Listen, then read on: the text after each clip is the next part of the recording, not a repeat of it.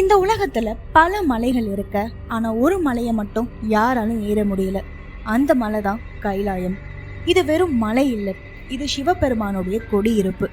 இது ஒரு கால எந்திரமா அல்லது வேற ஏதாவதா? இந்த வீடியோவை நீங்க ஃபுல்லா பாருங்க, தெரிஞ்சுப்பீங்க. கனமலை, பனி மூடிய பிரதேசம், மிகுந்த அமைதி, தூரத்திலிருந்து பல ஒளிரும் ஒரு மலை. அந்த மலைதான் கைலாயம். இந்த மலை திபெத்தில் இமாலய மலைத்தொடரில் 6638 உயரம் மீட்டரில் பிரமிட் வடிவம் கொண்ட மலையாக அறியப்படுகிறது.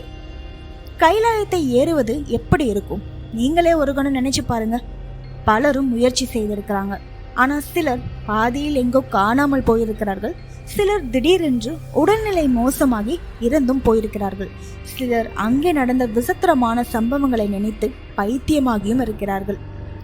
மலையின் மீது பெரிய அளவில் மின்காந்த சக்தி இருக்கிறது என்று கூறப்படுகிறது. அதனால் அங்கு சென்றவுடன் நேர மாற்றம் ஏற்படுகிறது. மலையை சுற்றி வந்த பலர் சில நாட்களில் வயது கூடிவிட்டது என்கிறார்கள்.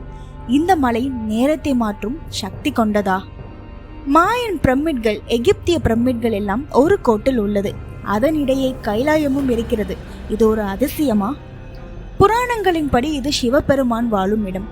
ஆன்மீக சித்தர்கள் இங்கு தவம் இருப்பதாகவும் அவர்கள் இன்னும் உயிரோடு இருப்பதாகவும் நம்பப்படுகிறது. ராவணன் சிவபெருமானை மகிழ்விக்க கைலாயத்தை தூக்க முயன்றார். சிவன் ஒரு விரலால் அதை அழுத்தி ராவணனின் மெய்மறந்த அகம்பாவத்தை முறியடித்தார். கைலாயம் கோல்கொண்டா கோட்டை, எகிப்து பிரமிடுகள் போன்ற சக்தி மையங்களுடன் இணைக்கப்படுகிறது. இதனால் இது ஒரு கால எந்திரம் போல் செயல்படுகிறதா?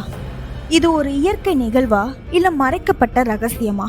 கைலாயத்தில் வாழும் தெய்வீக சக்திகள் உண்மையா அல்லது இது ஒரு மறைக்கப்பட்ட நாகரிகத்தின் பெருமையா? நீங்க என்ன நினைக்கிறீங்கன்னு கமெண்ட்ல உங்க கருத்தை சொல்லுங்க. இந்த வீடியோ உங்களுக்கு பிடிச்சிருந்துச்சுன்னா மறக்காம லைக் பண்ணுங்க, சப்ஸ்கிரைப் பண்ணிடுங்க. அப்பதான் நான் போடுற வீடியோ உங்களுக்கு வந்து சேரும்.